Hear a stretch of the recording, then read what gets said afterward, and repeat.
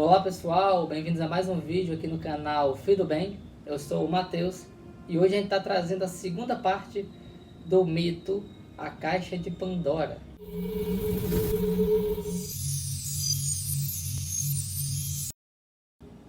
Então a gente vai falar um pouco dos símbolos e dos significados que tem por trás desse mito, que muitas vezes foi mal compreendido, né? A gente sabe que quando a gente interpreta uma história mitológica cheia de símbolos e formas de observar, de interpretar, temos uma chance muito grande de cair em alguns erros como a literacidade, né? Ou seja, eu tornar aquela narrativa, querer levar ela ao pé da letra. E isso é um mal, por quê? Porque se a gente não compreende muito bem os símbolos, a gente acaba achando que o mito de fato não tem sentido algum, ou que ele quer passar uma mensagem que não é a correta. E o porquê que isso acontece muito no mito de Pandora, né? Nessa caixa de Pandora. Primeiro porque por muito tempo se associou Pandora como um castigo divino, né? Em que Zeus manda esse castigo aos homens. Então olha só que interpretação errada a gente pode tomar a partir dessa ideia, né? De que, então quer dizer que a mulher é um castigo? Claro que não, a ideia não é essa. A ideia, Pandora, ela tá como esse ser feminino, ela guarda, né? Ela é a protetora desses males, né? Ela tem a função de guardar, de manter essa ordem. Então Pandora, quando não abre a caixa, é esse arquétipo feminino que guarda e que mantém a ordem.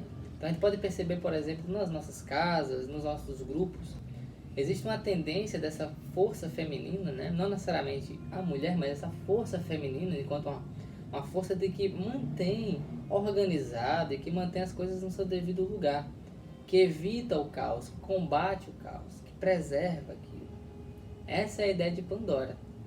Só que a gente sabe que muitas vezes essa força ela pode ficar descompensada, né? Como tudo na vida, sempre que há um movimento existe uma instabilidade. E essa instabilidade ocorre o que no mito?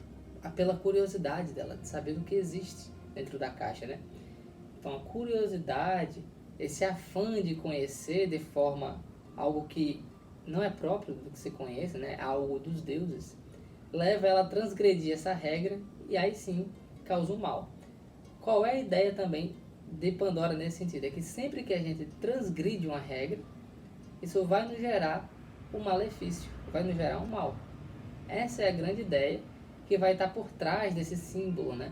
De Pandora, enquanto protege a caixa, se essa força que organiza, né? Essa força que seguindo uma lei mantém tudo coeso, e quando essa força ela transgride a lei, né? Ela sai do controle, também leva-se um mal, né? Então a gente pode até pensar, nossa, mas o intuito dela era bom, né? Ela tinha uma boa intenção de querer conhecer, e é próprio do ser humano querer conhecer as coisas. Mas sempre que a gente quer conhecer algo, a gente quer chegar a uma finalidade, burlando os meios, acontece algo que dá errado, acontece algo nocivo para nós ou para o todo. E geralmente para o todo, né? Então, para os gregos, a frase de Maquiavel, né, que os fins justificam os meios, não é real, porque o meio também importa. A forma que você conduz uma experiência para chegar a uma finalidade tem tudo a ver. Então a gente não pode burlar os caminhos, né? E Pandora, por burlar esse caminho, é que libera todos esses males. Esse é um dos principais símbolos. Um outro símbolo muito importante que a gente tem que levar em consideração é a esperança. Esperança vem de sapere, que é esperar com consciência, né? É ter consciência de que nem tudo está perdido. Então por que nessa caixa onde tem todos os males se guarda a esperança? É interessante porque também, mais uma vez, por muitas vezes foi se interpretado de que a esperança seria um mal. A pessoa que é esperançosa, e às vezes a gente percebe isso no nosso senso comum, a pessoa que é esperançosa, que ela acredita num futuro melhor, ela acredita que as coisas vão mudar, acredita nesse potencial humano, por exemplo, ela é vista como ingênua, vista como uma pessoa cândida, uma pessoa com pouca lucidez, não é assim? Então, geralmente, no nosso senso comum, se trata a esperança como algo negativo. Já percebeu? Essa pessoa ela é muito esperançosa. Ela acredita, ela é bobinha, ela acredita nessas coisas, né? Só que a ideia da esperança não é exatamente essa, né? A esperança, como o nome fala, é aquela que espera com consciência. E por que ela está junto aos males, né? Porque a esperança é o que garante que os males também ficassem dentro da caixa, né? A esperança está lá para conter esses males. Então as coisas estão ruins, mas não perde a esperança. A esperança está sempre no fundo, está sempre por trás de tudo. Então uma pessoa esperançosa é aquela que, por mais que existam males ao seu redor, ela não perde essa condição de esperar com consciência. Então a esperança está no meio dos males, porque você só pode ter esperança quando você está passando por algo difícil. Já perceberam? Não faz sentido você ter esperança quando tudo está bem. Porque a esperança é você aguardar por algo melhor. Se você já está no melhor, não faz sentido. Você precisa estar dentro dessa parte negativa, desses males, dessas dificuldades, dessa instabilidade, para você ter uma esperança de mudança, uma esperança de movimento. Então você espera com consciência. Por isso que a esperança ela não é passiva, como a gente também acha, né? Também leva a esperança muito para esse lado de eu vou só esperar e uma hora as coisas vão mudar. Não. Uma pessoa esperançosa é aquela que acredita que as coisas melhoram e ela trabalha para isso.